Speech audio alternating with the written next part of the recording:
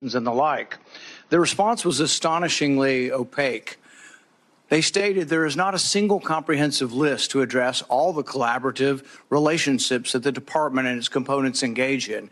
In other words, we do so much stuff and we're so big we can't describe it for you. But if we can't describe what we have, we got a problem.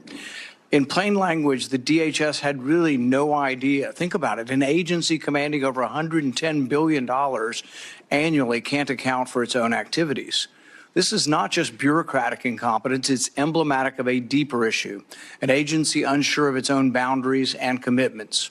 How can an agency fulfill its mission or earn the American people's trust if it doesn't even know the extent of its own operations? But the problems don't stop there. Instead of focusing on critical threats, like securing the southwest border, DHS has shifted its gaze inward, targeting law-abiding Americans. DHS under the Biden administration has often used its vast powers to target Americans exercising their constitutional rights. It's become an agency more focused on policing speech, monitoring social media, and labeling political dissent as domestic terrorism than addressing genuine security threats. While cartels traffic people and fentanyl across an unguarded border, DHS has spent its time and resources creating partisan disinformation boards, spying on Americans through invasive surveillance technologies. The mission drift is dangerous. Every dollar spent monitoring law-abiding citizens is a dollar not spent securing the homeland.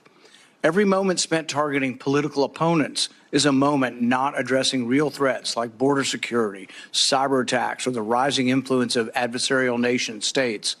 The priorities of DHS have been deeply distorted, and the American people are paying the price. And what about DHS's response to COVID-19, arguably one of the greatest threats to Homeland Security? The answer is clear: nothing. They knew nothing of the origins, they didn't study the issue, and they had no information about gain-of-function research. We've seen firsthand how unchecked government overreach leads to waste, fraud, and abuse. We cannot let DHS become yet another agency that operates behind a veil of secrecy. The American people deserve transparency, accountability, and leadership that puts national security and liberty hand in hand, not at odds with each other.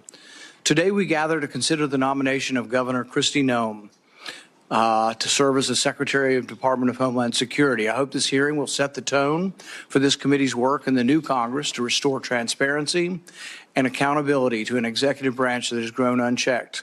Governor Noem, if confirmed, you will lead an agency that has lost its way.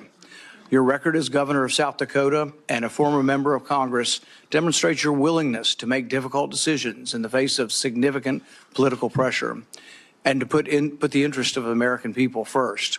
You have the opportunity today to address how your background and vision will translate to leading one of the most critical and scrutinized departments in the federal government.